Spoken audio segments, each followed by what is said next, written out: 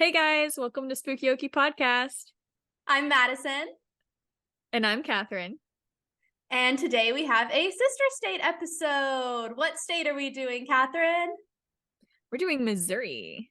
Woo! I kind of panicked because I knew we talked about Missouri, and then I was like, or was it Arkansas? And then Because we talked about that first. We talked about Arkansas first, and then I wanted to do Missouri because I had a story, but then I was like, oh shoot, did we decide on Missouri? And I was a little panicked. I was going to do the wrong state. So I'm glad that you said Missouri. Funny. Yes. Great. Yes, Perfect. Missouri. Oh man. Okay, any updates before we get started? Well, my puppy dog, Cinch, my 10-year-old dog, my dad called me yesterday as I got home from school, and he was like, you need to take your dog to the vet, because his balls are swollen. Oh, Like bad. poor Like, guy. like they're like one giant ball. Oh Yeah. no. Poor Yeah, it's not Cinch. good. It's not good. Oh man. So I was actually planning on getting him neutered anyways over Christmas break, Mm-hmm. but he can't get neutered yet because they're too bad to be neutered right now. Oh no. Yeah. So we took Fun him to the fact vet about. last night. Oh, sorry. Go ahead. So we took him to the vet last night, and they think either it's an infection in his balls or he has testicular cancer. Well, one is significantly worse than the other, so I'm hoping for the first. I am too, but it would not surprise me, honestly, for it to be the cancer, because he's already had cancer before. Oh. Yeah. So, but I'm hoping if it is the cancer that they can remove him and then he'll be okay, as long as it's nowhere else. Yeah, that's true. Fun fact about neutering. Do you want to know a fun fact about neutering? I do want to know a fun fact Which is about something I neutering. never Please thought I share. would say on the podcast, because why would that ever come up? We have donkeys, as you know. And Yes. it's an inbred family of donkeys. I feel like I should throw that out there because we started with one Okay. donkey and she was pregnant and she had a boy. Oh, And no. then, like, how do you take a donkey to get neutered? I guess you load them up in a trailer, but we didn't do that. And Oh, no. I will say I was at college at the time. Like, when all of this went down, I was like in college. I was not living at home. Like, I wasn't around. So you were not And at fault. I was not at fault here. This is not my fault. I won't take the blame for this. I'm not going to go down for this. But sorry, in a weird mood, I think. But yeah, so then our one donkey had a son, and then they had so many other donkeys. Like, I truly can't count how many donkeys we ended up with. Oh my But gosh. then we ended up, like, we got rid of him. We had one more like male donkey left. And so currently we just have like the original mom. We have her newest baby, who will be the last baby, and that's a girl. And then we had one male donkey that we did keep because he was a bottle baby. And so we were like, we have to get him neutered. Like, we have to get that done. So we had this guy come out who, I mean, I guess he's a vet because he came out to neuter the donkey. Because we didn't want to try to load the donkey up. And so he just came out to neuter the donkey at our house. And then we walked out after he was done, and the donkey's testicles were just laying in the yard. They were just chilling there. And I was like, this is weird. It's a weird day. Anyway, that's my really story. weird. That's my anecdote about neutering, is we just had donkey testicles in my yard for a while. Nice. Nice. Cool. I should probably cut that out because that is weird to say. No, but leave it. It's a story. It's a glimpse of my life. I love it. Should we start these stories? Yeah, we should. And like, please move away from this. Okay. Do you want me to go first because I have true crime? Yes. Okay. So I'm going to end it on a happy note. Great. I'm not. I mean, mine's still tragic, but I'm going to end it. I have something that will make it funny at the end. You have a plan. Okay, great. I love it. Yes. Mine is weird. And I feel like unless you know this person, Or unless I said something at dinner the other night when I was talking about it. I don't remember if I gave No, anything away. You specifically did not give anything away. Okay, great. Because I think you're gonna not see the story going this way. Like, I think that you're gonna see the crimes done and then not it's the main crime is like comes out of nowhere a little bit. Like, it just kind of like flips everything around. So anyway, let's get started. Okay, great. I'm excited. All right. This story is wild. It's insane. I'm ready. Okay. So this is the story of Ken Rex McElroy. Have you ever heard of him? Have not. Good. Okay, great. So my sources are BuzzFeed Unsolved episode. Love BuzzFeed Unsolved. Fox. I know, I'm sorry. But they had an article about him. Allthat'sinteresting.com, the Midwest Crime Files, and medium.com. Nice. So let's dive right in, shall we? Yes, let's. Okay, so Ken Rex McElroy was born in Overland Park, Kansas. I promise we do get to Missouri. On June 1st, 1934. So he's a Gemini. I just thought that was important to state. He was the 15th of 16 children. Holy crap. 16. Born to Tony and Mabel McElroy. Can you imagine having 16 children? My vagina just hurts thinking about it. I know, me too. Awful. Awful. No, thank you. I'm thinking like one or two. Like that's I was thinking one and done. Yeah. Yeah, probably. Anyway. First we talk about baby name lists, and now we're like, here's the number of kids. Weird. Anyway, so the family moved between Kansas and the Ozarks before settling in Skidmore, Missouri. Skidmore? Nice. Okay. Skidmore, yeah. Which apparently people think it's cursed because like a lot of really dark things have happened there. And it's like a tiny town. So like for there to be that many things that happened. I didn't take notes on the others. Like I just took notes on this case, but like people are like, it's gotta be cursed. There's like a lot of weird things that have happened. Yeah. So Ken dropped out of school in the 8th grade at 15 years old, and he quickly fell into a life of crime. Oh no. Ken is our bad guy. If you couldn't tell. Ken was a troublemaker. Yeah. So according to one documentary, Ken's father was abusive and he forced Ken to be violent to animals. So not a great start. Oh, that's not good. No. So Ken soon began stealing basically anything that he could get his hands on. This included cattle, grain, gasoline, alcohol, antiques, other livestock, like just anything he could steal, he was going to steal it. That's how he made his money. And he made a lot of money from that, apparently. Yeah, he ended up being charged with 21 different theft cases, but he never spent any time behind bars. How? Well, he had a habit of intimidating witnesses so that they wouldn't testify. And he was like known as the town bully, which I think is a bit of an understatement. Like, I wouldn't just call him the town bully. Like, he does a lot of things that you're like, that's maybe more than the town bully. Yeah, maybe like town thug, maybe like town well, violent member. I don't know. It only gets worse from here. As you probably guessed. I guessed. Yeah, so my least favorite part, probably. Well, he made a reputation for himself as a quote-unquote womanizer. Oh, gosh. He had over 10 children with different women. No one really knows the exact amount, but it's at least 10, and some sources say it is likely closer to 20. Golly. Yeah. However, he was not just a womanizer.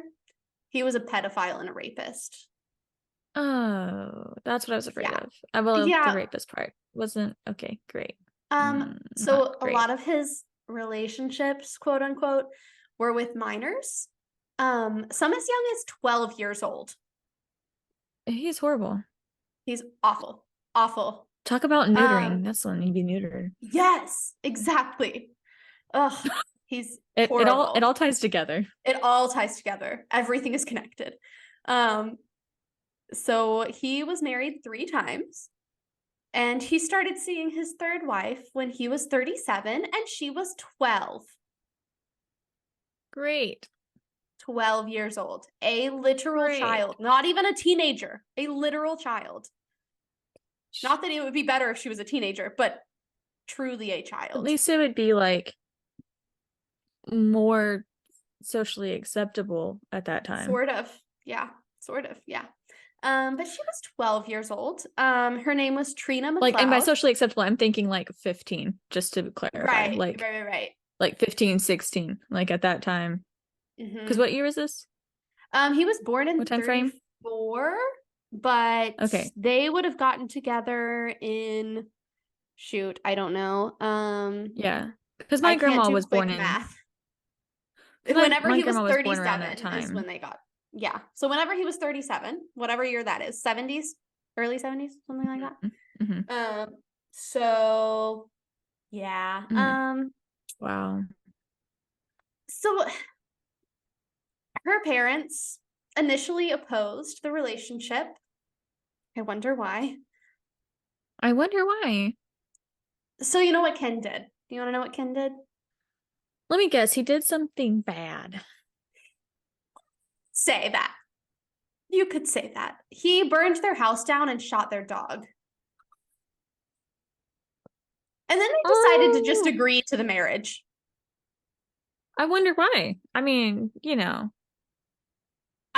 personally, I would leave town with my 12-year-old child, is what I would do. Personally, I would find But him and meet him in an alley with my Smith and Wesson and say that was messed up. Bye. Yeah, I would support that. Little vigilante justice. Yeah. Yeah, no, they decided to just agree to the marriage. So Trina got pregnant at 14, still a child. Yeah. She dropped out and she went to live with Ken and his second wife, Alice, because apparently they were still married. What? Because remember, she was wife gosh. number 3. I don't know about wife number 1, but Alice was number 2. And Trina ended up being wife number 3. So she moved in with them. And nice. then Ken decided to divorce Alice and marry Trina to escape statutory rape charges so that she couldn't testify against him because she would be his wife. And that's why. So that's when that happened. Like, she disclosed to her parents, I guess, that he had raped her multiple times. And they pressed charges. And then he decided he was going to marry her. And so that's when the fire and the shooting the dog happened. Wow. Okay. So then they just agreed to the marriage. Yeah. God. Insane. So horrible. Great, isn't it? Really great. Yeah. What a great guy. Real stand-up guy. Yeah. So then 16 days after Trina gave birth, remember she was 14 when she got pregnant, so 14 or 15 when she has this baby. Yeah. She and Alice, wife number 2, ran away from Ken and went to Trina's parents' house. Okay. And then Ken tracked them down and took them back to his house. Oh my gosh. Yeah. Then guess what Ken did? Oh, I bet he did something bad.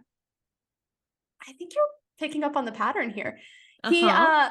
He burned Trina's parents' house down again and shot their new dog. You're kidding me. I guess if it works the first time, why change it? If it ain't broke, don't fix it. Yep. So that's what he did. He burned their new house down and shot their new dog. Why? This is Missouri. Where's their guns? Why aren't they shooting him? I know. You would think. I'm sorry. If this was Oklahoma or Texas, you'd be gone. Poo, I know. done. I know. He's horrible. I hate him. So then after that, it's 1973 by this point, and Ken was charged with arson, assault, and statutory rape. And Trina, who was kind of under his protection, sort of, because they were married. So, like, okay, I don't really know how that works when you're a minor and you get married. Like, I don't know. That's weird. Like, who has, does somebody have custody of you? Like, what is happening? I'm not sure. But I guess you're maybe emancipated, but she was 14 years old. I don't know. It's just a hot mess. Okay. But he was charged with those. And then Trina, who was still underage, was placed in foster care with her infant. Oh my And gosh. a I hot can't mess, right? even Just imagine. insane. Yes. Insane. I can't imagine taking that placement. Like, No. whew, I'm yikes. taking a Not just child and another child, but the first child is the mom of the second child. I mean, that happens. Like, that's not super uncommon. But to know that it's the child of the town bully who threatens everybody, that's Yeah. yeah. And so then Ken was released on a $2,500 bail. Why? Why? Why? That's not a good idea. It becomes a Why? theme though. And so guess what he did? Is Ken white? Yes. Okay. Mm-hmm. Okay. This tracks then. Yeah. Okay. Right. So Ken gets released on a $2,500 bail. And he goes to Trina's foster home, where he parks Wow. outside to watch Trina. Mm-hmm. He Mm-hmm. offered the foster family to trade, quote, girl for girl, since he knew where their biological daughter went to school and what bus she rode. Oh my gosh. Isn't that terrifying? Awful. Wow. Mm-hmm. Still no guns, still no pew pew. Right, like what is happening? So this threat led to additional charges being filed against Ken. Makes sense. What does it matter at this point? Nothing's happening when the charges are filed, so yeah, whatever. let me guess, he's still out at this point. Oh, of course. So okay. Yeah, so in July of 1976, so this is like 3 years later, Ken shot a farmer named Romaine Henry in the stomach with a shotgun. I think the story was that there was some dispute about guns, and Ken was on Henry's land, and Henry was trying to get him off of his land. And so instead of leaving his land, he shot him in the stomach with a shotgun. Oh, nice. Yeah, real great guy. Henry survived though, and he pressed charges against Ken. Good job, Henry. Yeah. No, I'm sure it did a whole lot of good. Right. Ken was charged with shooting with intent to kill, as he should be. However, he was later acquitted. How crazy. Oh my gosh. Yeah. So if you're wondering how he got away with so many crimes, he had a really good lawyer. He hired Richard Gene McFadden, an attorney from Kansas City, who apparently also represented the mob. Oh, nice. Oh. I don't know what mob. I don't know.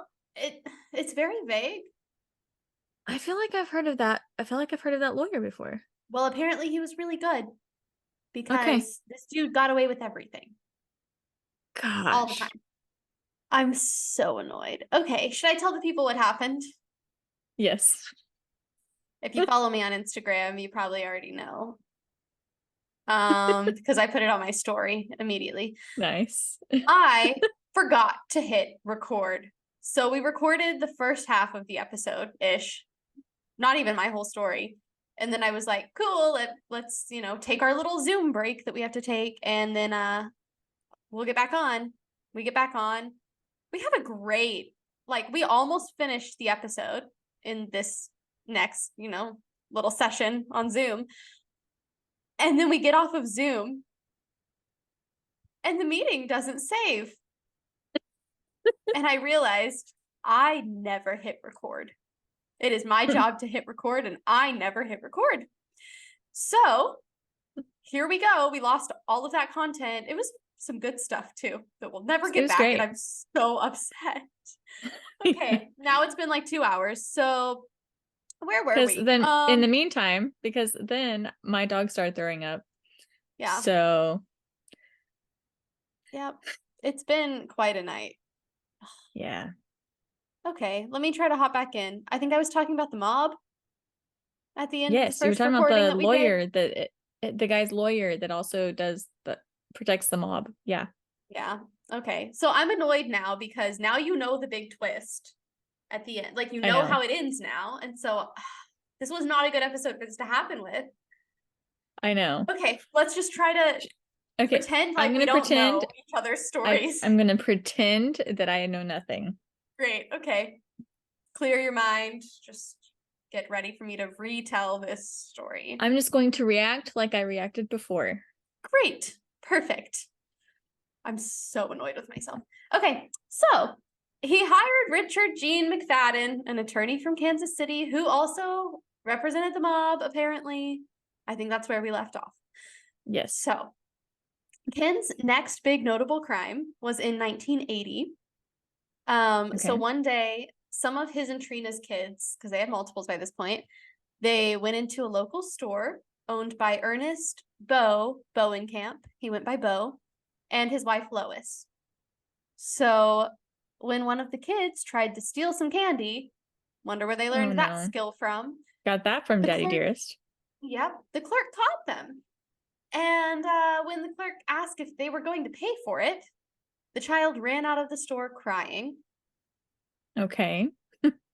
Right. And so this prompted Trina to enter the store and begin an argument with the clerk and the store owners, you know, instead of like disciplining her child. Instead of like telling your child not to steal. She was basically a child herself. Yeah, well, she was basically a child herself. So that's true. This is true. I can't blame her too much. So after this argument, Ken decided he was going to stalk the owner. He began stalking Bo. And he would just of course. Yeah, right. He would sit outside their home with a gun to threaten them. And so after a few months of stalking Bo, he stalked him for months just because of that one incident. Like, isn't that insane? So that's crazy. Awful. So I would start like leaving nails like where he would park. Oh, that's smart. That's really smart, actually. I like that idea. Or screws so that it doesn't pop immediately. Screws so that it like he notices it later. Yeah. After he's a ways away. That is a good point. I like that. So after a few months of stalking Bo, Ken confronted Bo in the back of his store and shot him in the neck with the shotgun. Oh my gosh. Why? He's insane. Bo was 70 years old at this point. Poor Bo. 70. And he shot him in the neck with a shotgun. Oh my gosh. Amazingly, Bo survives. Holy crap. Like how you're like, oh, okay, even though we've already told this story. Thank you. I appreciate the enthusiasm. I'm trying. So Bo survives. And Ken is charged with assault with a deadly weapon, as he should be. And let me guess. Murder, I would think. Let me guess. He gets out on bail? No way. My next bullet point actually says he was released on bail. Parentheses. Literally, why? Why is he being released? Stupid. And the town continued to live in fear of him. Okay, so why does nobody go pew pew with a gun and take care of business? That's what I want to know. Great question, Catherine. That's a great question. Yeah. So he actually ends up being convicted of the assault for the first time. Great. His first conviction. However, finally. Well, oh, I knew there was a however coming. Of course you did. You've heard the story before. Sorry. I'm trying to pretend. No, I'm just so frustrated that I did that. Okay. I know. Anyway, so I'm trying to react like I did before. You're doing great. I just can't take it seriously because I know you already know. So the town thought they would be safe from him because he was convicted. However, you would think he was like immediately granted an appeal and was released on bail again, even though he just got convicted of that. Of course. Yeah. That's ridiculous. That same day, he immediately goes to the local bar, the D&G Tavern, which I said makes me think of Dollar General. And to me, it made me think of D&D, like Dungeons and Dragons. Yeah. That's cooler than Dollar General. I wouldn't want to go to a tavern at Dollar General. No. No. Although I'm thinking of like the Conoa one in the back. Yeah. Cool. What if there's a speakeasy though, hidden in a Dollar General? Hey, What if every Dollar General was a speakeasy? that'd be cool. That would be cool because they're everywhere. Yeah. So this one was not a Dollar General. It was a bar called the D&G Tavern. Okay. So he goes there immediately after being released. He showed up with a rifle with a bayonet attached. Why? Because he's Why? insane. Because he's insane. And he started making graphic threats about what he was going to do to Bo. Okay, I'm sorry, but if this had happened in Oklahoma or Texas, somebody would have gone pew pew by now with a gun, and he'd be gone. Yep. And he'd be no more. He'd be no That's more true. trouble to anybody. Can you imagine that happening around here? He'd be taken care of real fast. Yeah, he would. Like, there's no way. So this was, I believe all this happened on July 8th of 1980.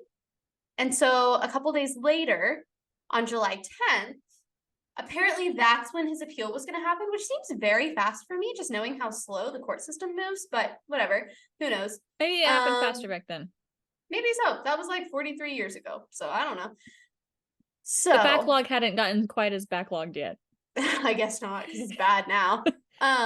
So anyway, the townspeople all met at the Legion Hall with the sheriff to discuss how to keep themselves safe from Ken. Like, the entire town is meeting to talk about this dude. That's how toxic and awful and scary he is. And apparently, like, they were all going to meet there to, like, protect themselves from him and, like, all band together because he had a history of intimidating witnesses. Yeah. And so they were like, we're all just going to stay together because he can't intimidate all of us at once. Like, we're just going to stick together here. And we're all going to go to the courthouse in the other town together. Like, they were going to, like, caravan over there or something. I don't know what the plan was, but it was something like that, which I think is just nice. Absolutely insane, but very fun. Hey, teamwork makes the dream work. Yeah, for real. A great town spirit, I guess. So they wanted to discuss with the sheriff how to keep themselves safe. A lot of the people wanted to confront Ken directly, but the sheriff was like, no, I don't think you should do that. I don't think that's a good idea. I don't think you should do that. You should not do that. So if you're listening to the podcast and not watching, we are nodding while we're saying don't. Yeah. So he cautioned them against that, and instead he encouraged them to form a neighborhood watch, which I think is not going to do anything, but, you know, he's got to say what he's got to say. But during the meeting, Ken and Trina arrived back at the bar, and word got back to the people at the Legion Hall that they were back in town. So they decided they were all going to go to the bar too. And I like it. The sheriff left town. Nice. Yeah, conveniently left right then. So good timing. People go to the bar. I know. It's that fishing trip he takes every year at that same time, I'm sure. Same time, place, day. Can't be canceled. No way. You can't move that. Come on. No. He had plane tickets that were irrefundable. Yeah, he's got to take them. Yep, that's it. So the townspeople go to the bar, and Ken and Trina are there. So they all apparently, like, go into the bar together, fill up the whole bar, and are just, like, staring at him. I love it. Isn't that amazing? I love it. So Ken and Trina leave. They exit the bar, and they get in their truck. Shoot him. Shoot him. Shoot him. Shoot him. Shoot him. All the townspeople follow. They all exit the bar, too. So they go out there. Shoot him. Shoot him. Shoot him. They surround the truck, and they confront Ken about, I don't know, his behavior, whatever. Then I hope they shoot him. Shots were fired into the truck. Yes. Yes. Ken was shot twice by 2 different guns from 2 different directions. Nice. And he died on the scene at 47 years old. Good. Applause. Cheers. His 24-year-old wife, you know, the same one that he victimized as a child, was unharmed because she was in the truck too. Good. But she didn't get shot. And she was like pulled from the truck. They took her into the bank because I guess that was close too, and like got her away from the scene. Okay, good. So here's the crazy part. Although there were 46 potential witnesses to the shooting. Uh-huh. Nobody called an ambulance, and nobody Sweet. except Trina was able or willing to identify a shooter. Trina's the only one who Yes. said a name. So And can we say biased witness? I know, yeah, that doesn't seem like that's really going to hold up in court. But Mm-mm. didn't even have to worry about that because she claimed to identify a gunman. But Uh-huh. police were able to rule out that suspect because where the guy was, according to everybody, was like the opposite direction that the fatal shot actually came from. So they were like, he didn't do Yes. it. Wasn't him. So Nice. they ruled him out. So then they had no suspects. Even Yes. though there were 46 people there that watched it, they had no Nice. suspects. So the DA also declined to press charges. Oh, funny. Funny how that happens when, they've Yeah, had to do all these pressing charges and nothing's stuck, and they might be a little bit tired of that. yeah, isn't that interesting? And Hmm. also, even though there was an extensive federal investigation, that didn't lead to any charges either. So to this day, his Yes. murder is technically unsolved. Darn. That's such a Mm-hmm. shame. Hmm. I mean, listen, I'm normally not all for like vigilante justice. Like people get it wrong. Like there are tons and tons and tons of awful cases of people being like, they did it and they'll kill them. Like I'm specifically thinking of the case of Leo Frank that Parade the musical was based on. Very good case, Yeah. very tragic, got the wrong guy and killed Yeah. him. Yep. Spoiler alert if you didn't know that. But in this case, I'm just gonna not comment on my feelings about it. In this case, when the justice system failed completely. Yeah. I'm just Yeah. thinking of all of the children that he Yeah. victimized, all of these little girls Yeah. that he completely ruined their lives. Like there's also I didn't put it in my notes, but at some point like they think he had, he had like all those kids. They don't really know how many. They think he had 4 children with a 14-year-old girl. Well, Oh I my guess starting when she was gosh. 14, but had 4 children with her. As a full grown adult, not like he was like a teenager or anything like that. Like as a full grown adult, had 4 children with a 14-year-old, and she ended up giving all of them up for adoption, which is why we don't know for sure, but like pretty sure Wow. that happened. So That's yeah. awful. Yep. So that is the case of Ken Rex McElroy. Well done. Good Thank you. case. Shout out to my boyfriend Jeff and his friend Eric for recommending this one because it is crazy. It was a crazy case. It Yeah. was a doozy. Yep. All right. So, you ready for a spooky story? I'm so ready for a spooky story again.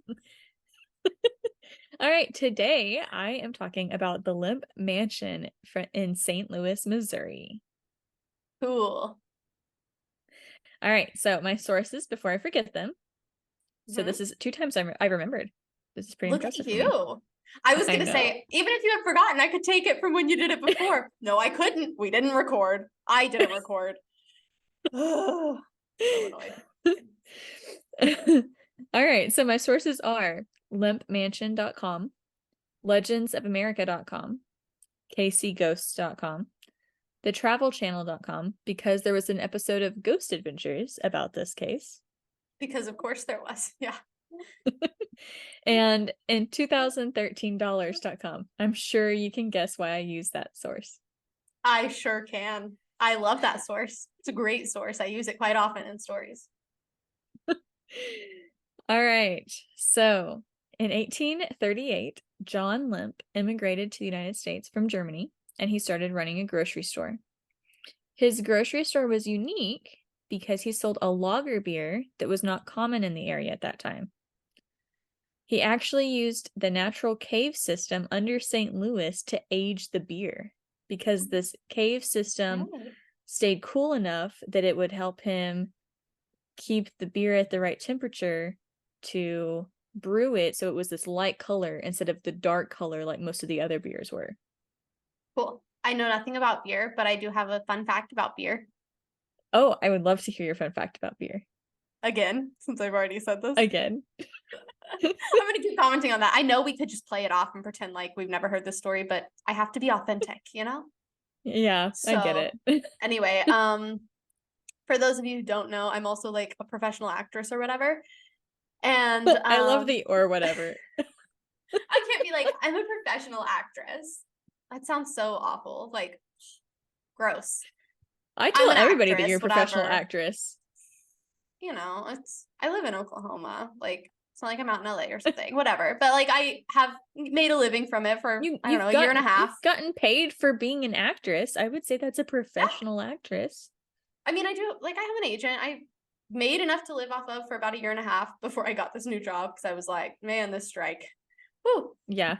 So, but before the strike, man, I was making a living. So anyway. By the way, I feel that hardcore because that was me when I graduated college with my wildlife management degree. And it's like, ooh, federal hiring freezes in all environmental areas. Ooh, state hiring freezes in all environmental areas. I'm like, I need a job. It is the So worst. I went So into stressful. teaching. I went back to child welfare. So Yeah. yeah, I get it. You know why I did that? You know why I got a job at the, like, you know, like a month ago or whatever, whenever I did? Uh-huh. Why? Because my car started messing up. Oh, yeah. My transmission started going out. It still is going out. It still hasn't gone out. I don't know what's happening. It sounds and feels horrible. It is She's bad. hanging on. She's hanging Veronica on for you. is struggling. Her name is Veronica. Veronica is struggling, but I was like, I have to get a job because I'm going to have to buy a new car. And they're not going to like that I'm just an actress, like, yeah, making money sporadically. So that's why I got a job, fun fact. But back to my beer fun fact, because it does tie in beer with acting. So I had to do an audition once. It was a commercial audition, so there's like no script. They just kind of are like, talk about this for this long, or like, tell us about a time when you blah, blah, blah, or like, do a dance for us, like ridiculous stuff. Pretend, you know, take a bite of this burger, whatever. Commercial auditions are so weird. Anyway, this one pretend was you're in about a band and you rocked hard playing the flute. So stupid. Not a band, not like a marching band or concert band or whatever. They meant a rock band, and then they were like, what instrument do you play? And I was like, oh, I can play the keyboard. I also played the flute. And they were like, that's so funny. Why don't you mime play a flute right now? It was awful. I did not book that. But I gave them a good laugh. So they still haven't hired me for anything. They called me in for auditions a lot, but they haven't booked me yet. So I'm a little annoyed with them. Made me drive all the way to Dallas to mime play a flute for 30 seconds and then drive back to Oklahoma. And then didn't hire you. And it was a callback. I was like, I'm gonna do great. I'm gonna do great. Yeah. I got this. I got called back. Like, they like me. And then they said, why don't you mime play a flute? That would be funny. I knew when they said that I had no chance of booking that job. There's no way. So anyway, I got really distracted. I did not tell that story the first time around. So back to my beer story that I got off track first for. So I had to be an expert on beer for this audition. It was actually the audition when we were in Pensacola, and I had to leave the beach, go back to the hotel room. Yeah. It was on the 4th of July. I was like, I didn't bring any of my self-tape stuff, none of my audition stuff, because I was like, nobody's going to have me do an audition on the 4th of July. Like, I'll be back in town so soon. It's fine. Right. No, I got an audition then, of course, because that's what always happens. When you leave town, you get an audition. And the one time I left town and didn't bring anything is when I got an audition. So I get up to the hotel room and I'm reading through the instructions, and they're like, you are an expert on beer. And I just had to talk about beer. At this point, I don't even know if I had tried beer. Like, honestly, I mean, I've had beer like a few times in my life. Very few times in my life, actually. The 2 times I think I've only ever had one sip of beer, ever. The 2 times that I've had beer that I can think of were during a scene in acting class when my character would have been drinking beer. And I was like, tastes gross. Okay, fine. I don't like it. The one time I've had it, it was gross. Yeah, I'm not a huge fan. But I'm a hard liquor kind of girl. But same. That and wine. And wine, yeah. Champagne. So anyway, a good glass of red wine is my thing. I'm a white wine or rosé kind of girl. Anyway, beer. So I was supposed to be an expert on beer, and I know nothing about it. It was something about IPAs or something. I don't know what that is. And I had to talk about Some it sort of like beer, I was right? an expert. Some sort of beer, that's all I know. So I Googled what to say about beer to sound like you know what you're talking about. And I Yes. said whatever Google told me to say, and I I did love not it. book that commercial at all. So that's my beer story and my mime playing a flute story. I have a lot I of love weird it. audition stories. There's so many. Anyway, sorry. Let you get back to this story because I really got us off track. Okay, so John Lemp did know what he was talking about with beer because he He had didn't have learned to from his Google dad. that. He did not have to Google that. His dad taught him back in Germany. Oh, that's nice. Um, Oh, he's German. That makes sense. yeah. So, he used the cave system, to age it correctly and make this light beer, or light colored beer. I don't know if it was light beer, but it was light colored beer. I am not the one to tell you. So In 1840, his beer had become so popular that he actually stopped running the grocery store and started a brewery. Um, him. I know, entrepreneur. And then it was so booming, it was so popular, it was so successful that he actually died a millionaire. So from immigrant to millionaire, The American dream, one might say. the American dream. His son, William J. Lemp, succeeded his father as the head of the company and built the company up even more. He built a new brewing plant, and the brewery grew to cover 5 city blocks because of the demand for the product. That is a big brewery. Yeah. Yeah. In 1868, Jacob Fikert, I'm guessing that's how you say his name, William Sounds Lemp's good to father-in-law, me. Mm-hmm. he built the house a short distance from the Lemp Brewery. In 1876, William Lemp purchased it for his family, and they used it as a residence and as an office. While the home was already big, it was already impressive, Lemp immediately started renovating it and expanding the house so that it was 33 rooms and it was a Victorian showplace. Victorian showplace. That is my Yeah. dream home. That is it. That's what I want. Actually, I want a castle, an actual castle. Oh, an But actual castle. I would settle for a Victorian showplace. You would settle for a Victorian showplace. I How would. about a Victorian showplace with tunnels? Say no more. I'm in. So from the mansion, a tunnel was built from the basement through the caves to the brewery. Amazing. Yeah. So refrigeration started to become available, and so they converted the parts of the caves that used to be used for brewing the beer. They now had refrigeration in the plant to do that. So they actually converted those parts of the caves for other things, including an auditorium and a theater. They would also have a concrete swimming pool with hot water piped in from the brewery boiling house. So So they like a could have hot a hot tub, tub. Yeah. And a bowling alley. not a bowling alley. A bowling alley. Not a bowling alley. Amazing. Who was I talking to the other day? Somebody the other day was like, I think it was somebody that I didn't even know listened to the podcast, but they were like, I couldn't believe there was a bowling alley. And I was like, oh, I think it was like one of my cousins or something at Thanksgiving. She was like, a bowling alley? That was just crazy. And I was like, I know. It was really crazy. So, okay, an auditorium, hot Yeah. tubs, Uh-huh. and a bowling alley. And a bowling alley. Secret tunnels in Yeah. a Victorian showplace. This Yeah. is my dream home. This Right? is it. That's all I want. That's all I They want. even I will settle for that. You'll settle for that? Okay. Yeah. We had also mentioned the previous time we told the story that and That's Why We Drink also did a podcast episode on this.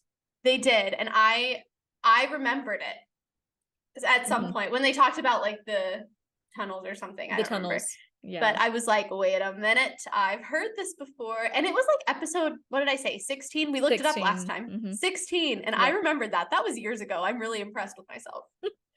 Yeah, I did not look into it. I did not use them as a source. I did not re-listen to it. I remembered it when I was doing the research on this, that this had been an episode, but I didn't re-listen to it to use it as a source.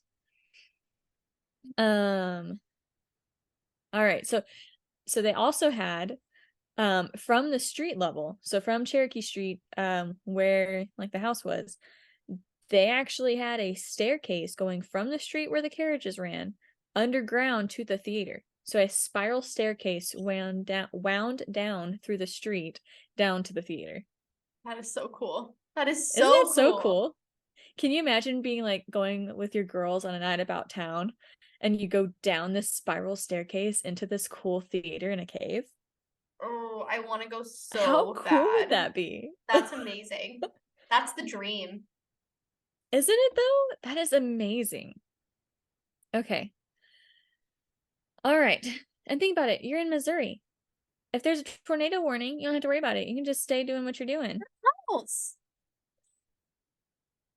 so cool. I want to go there. I do too. I need a weekend vacation in these tunnels. I'm not sure if we can go to the tunnels anymore. I'm not sure if there's tours for that. We'll have to look into it. I really want to go to the tunnels. I really want to go to the tunnels so bad. I know Zach Bagans did. If he can do it, we can do it.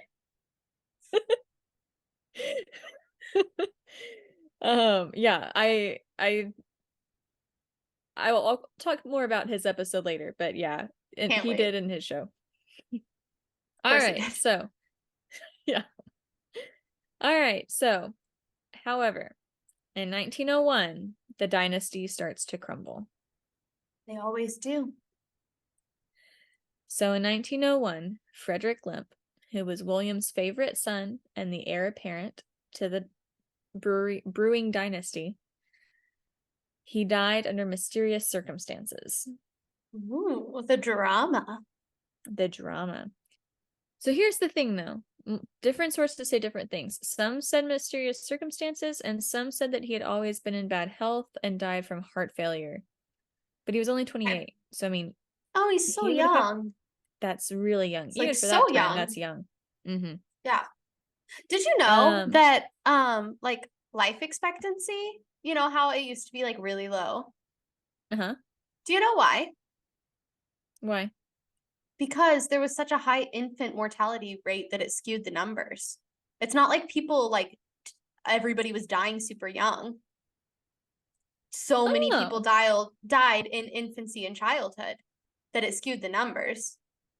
Oh. I mean, obviously, they didn't live quite as long as people do today, probably because of all the medical advancements. But overall, like, it wasn't that different. Like, people still live to be old. I didn't realize that. So many people didn't make it out of infancy and childhood that it really skewed the numbers. That makes sense. Yep. I didn't even think about that. Anyway, that's my I think third fun fact for this episode, except that one's actually a fun fact and not just a weird story that I'm telling. Because I keep saying fun fact and then I'm like, none of these are fun facts. It's just me having an excuse to talk about myself because I have a podcast. They're why fun would I not anecdotes. Talk about myself? They are anecdotes, yes. Yes. Okay, so it could be that William Lemp at this time was starting to kind of have some issues with mental health. So it's possible that maybe he found the circumstances mysterious. And so that's why there's conflicting reports, and that maybe other people were like, no, he's always been in bad health. Not sure. But whatever the case, after Frederick died, William Lemp was devastated and his mental health took a turn for the worse. He started retreating from the public view. He became hermit-like and was very nervous. His mental health continued to decline until on February 13th of 1904, he shot himself in the head with a .38 caliber Smith & Wesson. Yikes. Yeah. Poor guy. That was the first of the family to commit suicide. Or sorry, die by suicide. Yeah. Oh, okay. Yeah. So, William Lemp Jr. took over the business from his father. He and his trophy wife, Lillian. So, Two trophy wife is comments. not my term. I have two comments. Okay. So William Jr. was not the oldest. It's kind of No. interesting that he. I don't know. That's just a small detail that I was like, huh, interesting. That's weird that he didn't name his oldest child after himself. It was like the next one. But I've also heard of that happening. Maybe like Frederick, or that was his name, right? Frederick? Yeah, Frederick. Okay, maybe that was a family name that he was like, oh, I'm definitely going to use this. And then the next one, he was like, guess I'll name this one after myself. Maybe so. Okay, and my other comment. But it also said that he was his favorite son. So it also could be that he named him as the succeeding person, even if he wasn't the oldest. Oof. If there were mysterious circumstances, I wonder if it had something to do with that. Could be. Just saying. Pure speculation, just because it would make for a lot of really good drama. Yeah. Anyway, second comment. Trophy wife? Ugh. I know. I don't like that term either, but that was what was used in like all the articles. So I'm not blaming you, but I don't like that term either, and I don't like it. Okay, great. Okay. All right. So we're talking about Lillian. All right. Yes. Sorry, I got us off track again. Surprise. You're good. William and his wife Lillian had a son, William Lemp III. So William Jr. and Lillian liked to show off their wealth. Lillian actually became known as the Lavender Lady because she wore lavender clothing, she had lavender accessories, and she even had the harnesses for her carriage horses dyed lavender. We love a girl who knows what she wants. She has her knows style, what she wants. And she sticks with it, and I can respect that. Sort of. Except that seems extravagant and a silly thing to spend money on, but rich people, what can I say? Well, it gets worse. So William was a player, and he had decided that he was ready to seek out other women instead of his wife. So he told her that she needed to, So he told her that she needed to spend her days shopping. So he gave her a daily allowance of $1,000 and told her that if she didn't spend it all, then she wouldn't receive any more money. How much is that in today's money, Catherine? Thank you for asking, Madison. So $1,000 then would be $36,627.50 today. So what I make in a year. It all. Yeah, what we both make in a year, she would have to spend in one day, every day. Cool. I would also be okay with being called a trophy wife if I got $36,000 to spend every day. That's fine. Call me whatever you want. Every ounce of feminism would leave my body if I got $36,000 a day. And I'm not proud of that fact, but I know that that's true. Sign me up. Actually, no, because I would feel like a horrible, disgusting person if I had that much money, to be honest. Yeah, I would do a lot of good with it. Actually, no, sign me up and I will donate so much of it and do good. Oh yeah, I'd be buying food every day for all the homeless. Can you imagine? I would do.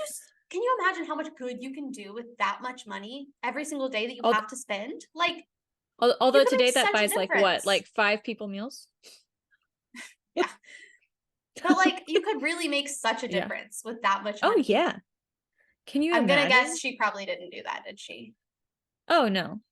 I don't know what all she spent it on. I didn't even look at that. I didn't spend my time looking at that. Yeah. But I'm sure she bought all sorts of crap with it. But Will Jr., so he would run the business during the day, but at night he would hold extravagant parties in the caves at night with all of his buddies. He would bring in prostitutes for them to an extravagant party in a cave. What a party. What a party. He would bring in prostitutes for his friends. And The free beer would be a flowing. All right, neither of those things appeal to me, but a party in a cave sounds like it has a lot of potential to be a lot of Oh, fun. a party in a cave sounds great. The other two, no.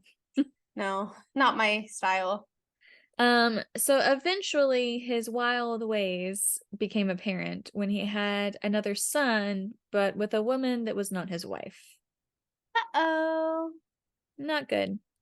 So there isn't any official documentation on this person, but years later, a historian interviewed a former nanny and chauffeur, and both confirmed that the boy did exist Okay, well, and that he was kept in the attic where the servants' quarters were to hide him from public view. okay. Okay, Yeah. great. The other reason he was kept out of the public view was he had Down syndrome. Well, this just keeps getting worse and worse. Poor And baby. not my words, but every article mentioned this phrase. He was called the monkey-faced boy. Disgusting. I hate people. Yeah, I hate I know. people. I know. Okay. All right. Okay. All right, Let's moving move on. on. Okay. So William Jr. and Lillian got divorced in 1909, and it Very was scandalous quite for the drama. 1909. It was very scandalous. It filled the papers. It was the front page of every paper going on at that time. Okay. During the trial, or not trial, but during the court proceedings, Lillian almost lost custody of their son when a photo was revealed in court of her smoking a cigarette. Well, yeah, obviously that means she's a horrible person. Never Yeah, I mind all mean, the things that he's doing oh yeah, but and the God fact forbid that she he's smoke a locking one cigarette. of his children in an attic. But Yeah, she smoked a cigarette, so sorry. She must be a that's terrible bad. person. She must be a terrible mother if she smokes a cigarette. I'm sorry, Awful. it's stressful spending $36,000 a day. So after the divorce, William left the company, or sorry, not left the company. He let the company fall into disrepair. So it's like that saying, like the first generation builds the company, the second generation continues the company, but the third generation destroys the company. Yeah. That was this case. William They live a Jr. life of luxury too much. Like they Yep. don't feel like the first generation has to actually work for it. They're working hard, like Mhm. they're the ones building the company. Second generation saw that struggle and so they Right. respect it. Third generation just lived a life of luxury and so they don't care. They They didn't don't have care. any real life experience. Yep.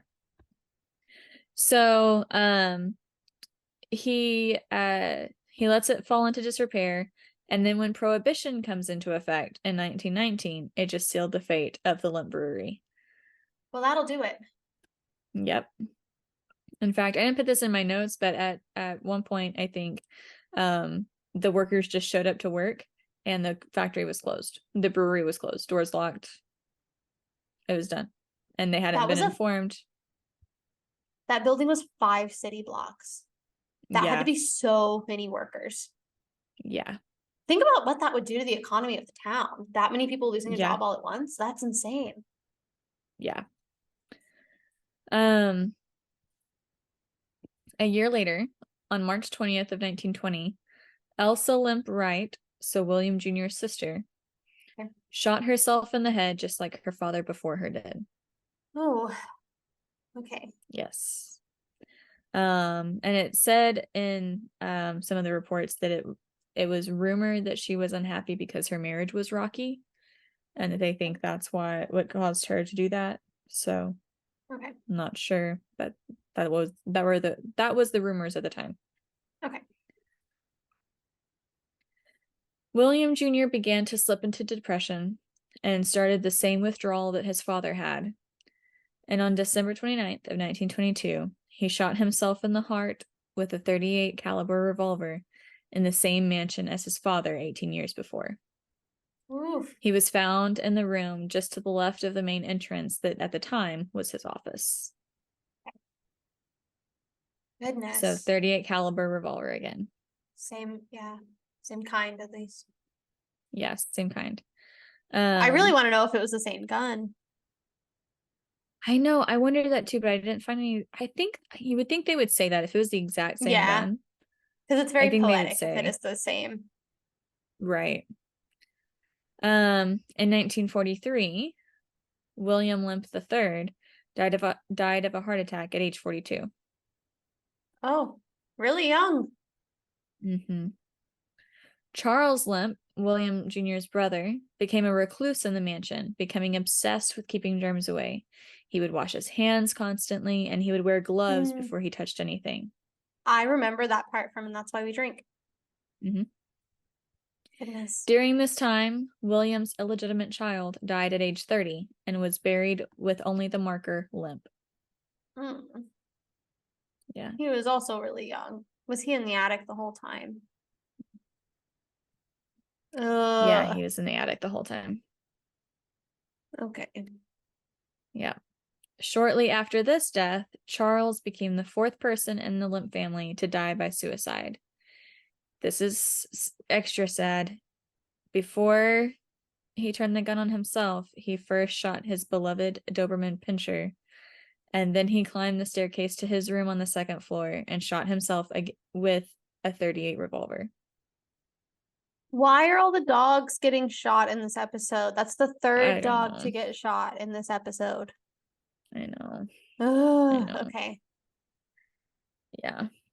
I don't like it. Yeah. We have really depressing stories this episode. I know. I know, but I'm going to end it in a lighter way. So, Okay. The only Lemp who died of natural causes was the Lemp brother Edwin, who died at 90 years old in 1970. Good for you, Edwin. Mm-hmm. All right. So after Charles died, the mansion was sold and turned into a boarding house. It was at this time that the spooky sightings started. Ooh, spooky. I'm Spooky. excited. I kind of forgot that you weren't doing a true crime. Like, I forgot that there were spooky things. Even though I just heard this story, I forgot. Like, when you said spooky, I actually got excited because I forgot. Yeah. Thank goodness I have a bad memory. Story. Yeah. Okay, so it became a boarding house, and the residents there heard some random, unexplained knocks, ghostly footsteps. And eventually, because they couldn't get any boarders because it was spooky, nobody wanted to stay there. Eventually, it was sold to Dick Pointer in 1975. What a name. Where it was renovated. Yeah, I know. Dick Pointer. Poor guy. I know. Where and he renovated it and turned it into a restaurant and inn. Oh, I want to stay there. I know. The workers reported missing tools, weird sounds, feelings of being watched, and even apparitions. It was to the point love that an apparition. Gotta love an apparition. Some workers even left the job and they refused to return. Like, they would not come back because they were so freaked out. Okay. And see, I remember that do you remember that from the Stone Lion? No. The owner said that when they were doing renovations, they kept missing tools. Their tools kept moving around. Oh. That's a really common one. Because also like renovations, like activity spikes during that. Right. Interesting. I don't remember that. Becky said that. Becky said that. Becky. Yeah. Good old Becky. I don't remember that. I love Becky. She's great. I know. She's great. I want to go back there too. I want to go back. Let's go back. I got to get another job so I can afford to. Okay. Yeah. Valid. All right. When the restaurant opened, workers there have also reported strange reports of lights turning off and on, doors locking and unlocking, apparitions. Love a good apparition. Mm-hmm. Glasses flying off the counters. I hate that. That's just rude. Don't be rude to your. Yeah. Don't be rude to your food service workers. Like, that's so rude. Why would you give them extra work? They're already working really hard. Yeah. And now they have to clean up your mess. Stupid entitled ghosts. Like, I know. Oh, well, they're from a wealthy and you're family. not even gonna tip. It's not like you're gonna tip. Yeah. Annoying. Sorry. And then in a weird mood. This is also like so many hours into recording because I am stupid. Anyway. Okay. And then a piano playing by itself, which I think is the worst one. Can you imagine That's just a my piano favorite playing by one. itself? That's my favorite one, but only if it's good piano playing. Like, if it's like bad piano for hours, I'm not into it. Oh, If that's they're like playing torture. some like Yeah. beautiful classical music or something, then like go for it. Like, great. Thank you for serenading That's me in so the creepy afterlife. though. It's so cool. Like, if you're gonna do something, I'd rather you play me some Beethoven than throw the glasses on the ground, you know? Oh, so I feel like it's not going to be like an actual piece. I feel like it's just going to be like a few creepy notes. I think I'm okay with that. I don't know. There's something really cool about it. Okay, well, you enjoy that. I will when we go. Is there still a piano there? Do you know? I don't know, but I know people still hear a piano. Okay, great. So All right. excited. So several members of the Lemp family are said to haunt the mansion. The three big hot spots for activity are the stairway, the attic, and the stairway to hell, which You was the didn't tell place me in there the was a stairway to hell. I am yeah. all in now. So the stairway to hell was the place in the basement that led to the caves. Makes sense. Okay. Yeah. So the attic is a hot spot because people have spotted William Jr.'s illegitimate son there. He's Do seen we many know times his in the name? window. Does he have a We don't name? know his name. So I only saw one place that said a name and they said Zeke. Okay. Which, I don't know, feels like a weird Feels name very for that time. modern, but it could have Yeah. been Ezekiel. It could have been Ezekiel. But I only found it on one site, so Okay. I don't know. He is seen in the window. Sometimes ghost hunters will put toys in the attic and put a circle around it to mark where they were at. And when they come back, the toys will be moved. Okay. And then some people have heard somebody say, "Help me," in the attic. I don't like And that. then, yeah. And then some people have heard a child say, "Come play with me." Yeah. That's also So one very time, creepy, though. it is very creepy. There was a woman that was up there with her son and husband, or brother and husband. I can't remember for sure. And she was walking and she heard the child's voice say, "Come play with me." And she turned to her brother. I think it was her brother. And was like, "Stop that." And he was like, "It wasn't me." And then she heard it again and she turned to her husband. He was like, "It wasn't me. We need to go." That's creepy. But also Yeah. makes me really sad because that means it's intelligent.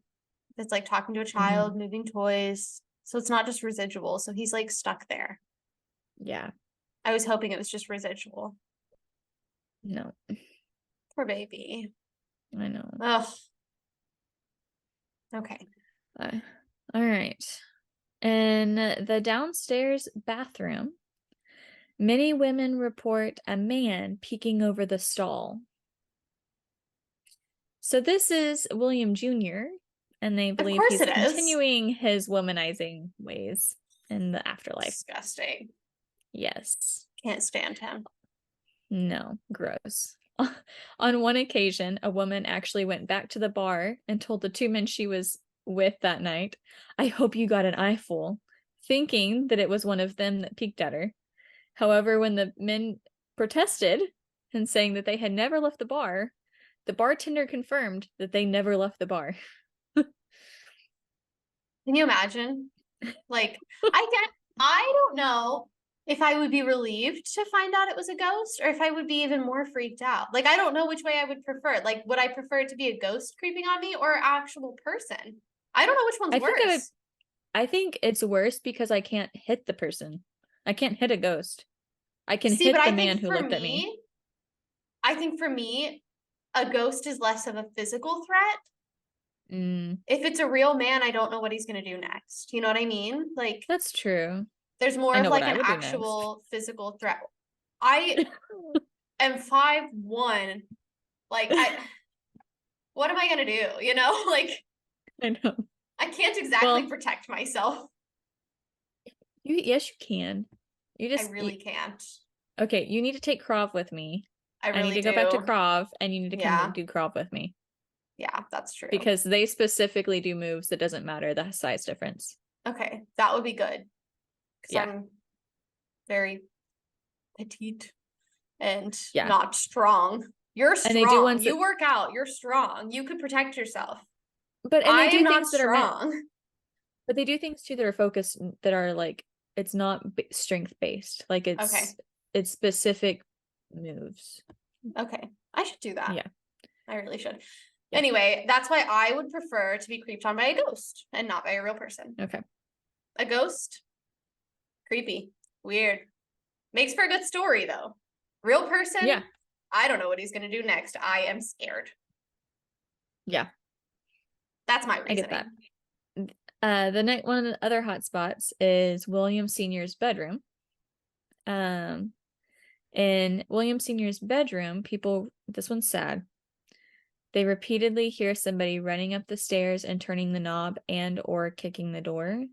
And that's because William Jr. had done that when he heard the gunshot and tried to save his father.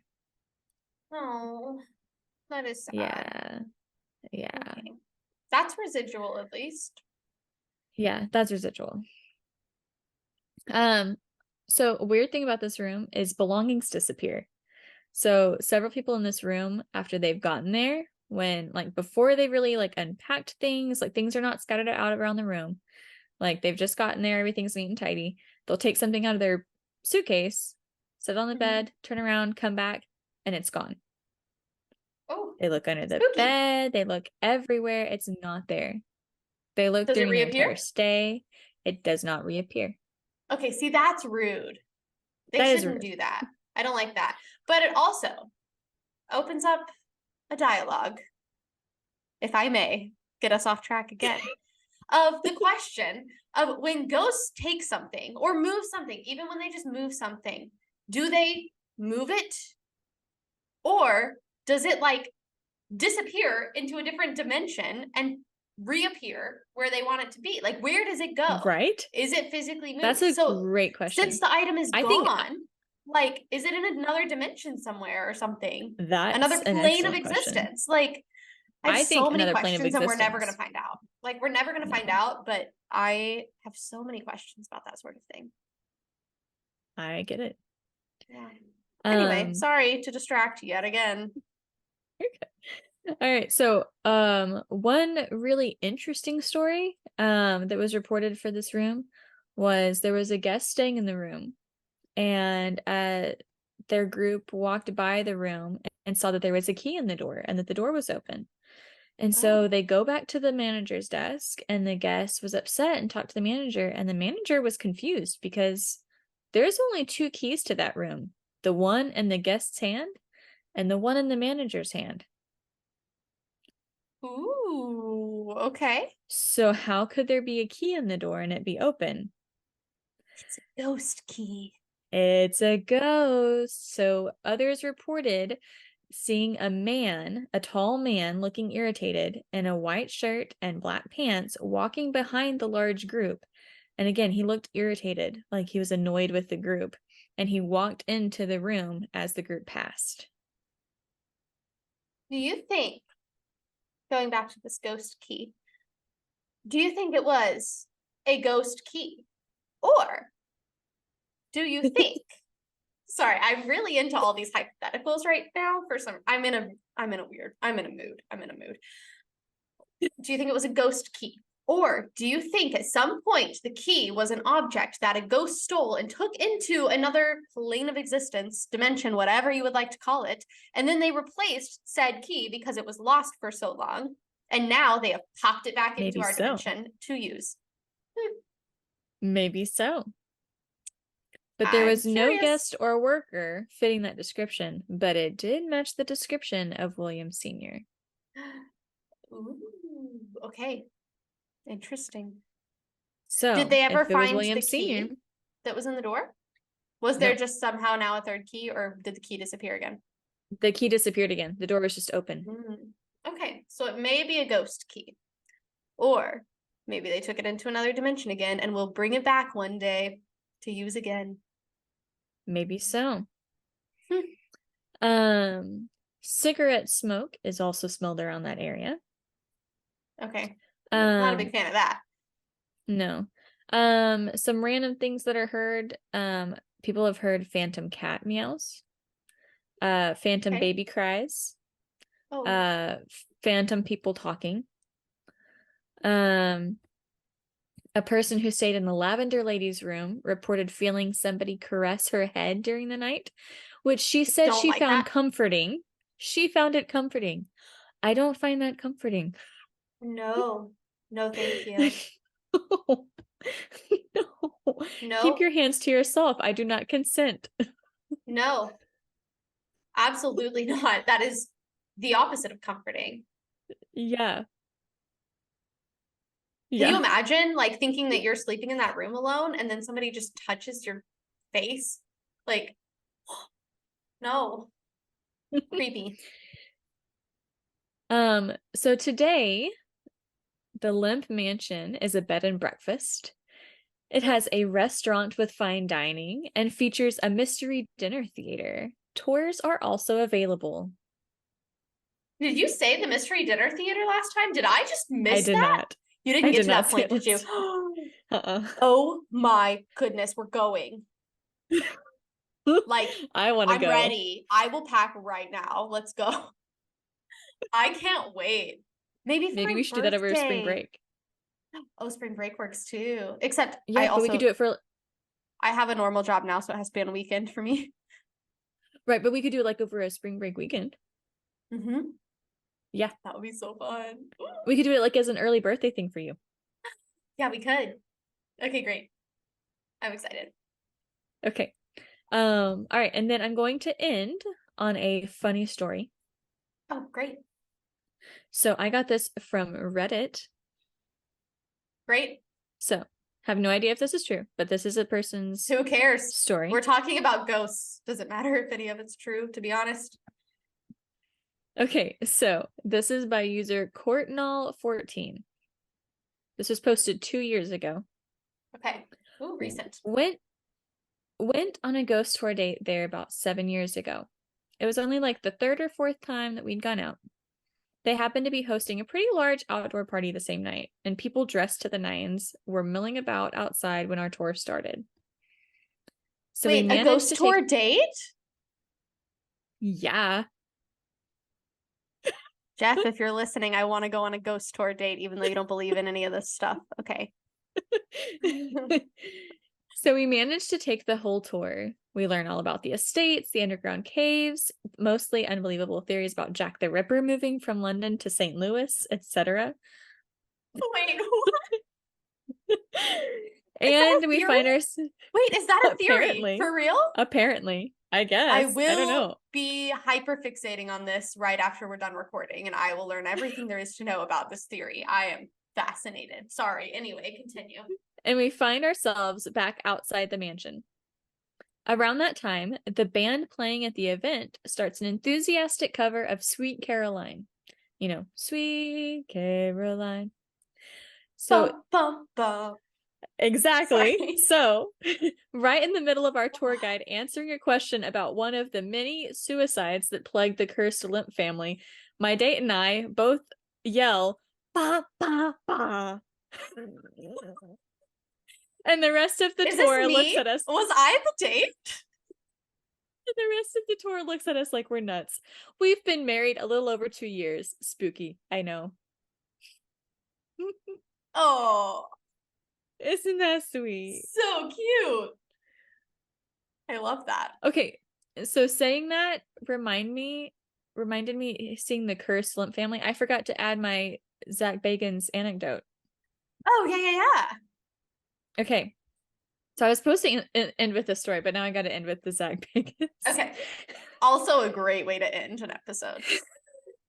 So this is so I watched a few of the clips. I didn't watch the whole Zach Bagans episode because it wasn't available for free.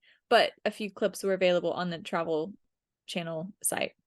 And in one of the clips, he talks about how the rumor is that the Lemp family was cursed because a long time ago there was a Native American girl that was supposed to marry a chief, but she was in love with another Native American in her tribe, and they ran off together, and they got lost in the caves and died. And where they died was where the Lemp Mansion was built. And so because they lived there, they were cursed because the Native American couple was cursed. But that's the only place I found anything about that. Sounds like somebody made that up. I'm not going to say they did, but I could not find any records anywhere else of that story. Can neither confirm nor deny that it was made up, but yeah. Like, So what it's do a you little think? Mm-hmm. Yeah. So anyways, yeah, and he was just a mess. He did ask for William Sr. to dim the lights in the bedroom. He made a couple lay on the bed while he did it. I don't know why, but yeah, he made a couple lay Of on course the he bed did. because I guess they'd stayed there before, and in the middle of the night the guy had felt a hand on his leg, and the wife had seen like the imprint of something like on the covers. Oof. Okay. Yeah. And so they had that same couple come in case the ghost would interact more with that couple. Okay. I don't know. And so then Zach Bagans was asking William Sr. if he would dim the lights, and they flickered, and they Oh, replayed it like okay. 5 times to show it flickering. Naturally. Yeah. Yeah. So, yeah. But can he turn the flashlight off and on like little Irene at the Stone Lion Inn? Ooh, I That don't is the real know. question. That is a good question. Pretty Yeah. spooky. But they did go to the tunnels, so I want to go to the tunnels so bad. If Zach I know we'll Bagans have to. can go to the tunnels, we can go to the tunnels. I know. Right? We need to see We if have we a can go to the podcast. tunnels. Come on. Yeah. So that is my story about the Lemp Mansion. Great job. That was such a good story. Oh my goodness. This is going to be a really good episode. And I It is. recorded this part. Thank goodness. I'm so glad. If you guys like this episode, make sure that you guys rate and review us on Apple Podcasts and Spotify. Don't forget to subscribe on Spotify as well. And on YouTube. And on YouTube, for sure. Tell your friends. Follow us on Instagram at Spooky Okie Podcast. Send any of your story recommendations, spooky place recommendations to spookyokiepodcast@gmail.com. Join the Patreon. Duh. Yes. Why would you not? It's only $3 a month, and you get access to all of our spooky content, all of our video investigations. So if we go to these places, and more. Bloopers, so many bloopers. We have Extra a lot of those stories that we cut out of the regular episodes. Yeah, we cut out a lot of stories. So if you like the random, ridiculous anecdotes that we throw in, join the Patreon because there are so many more where that came from. All right. Thanks, guys, for listening. Stay spooky. Stay spooky.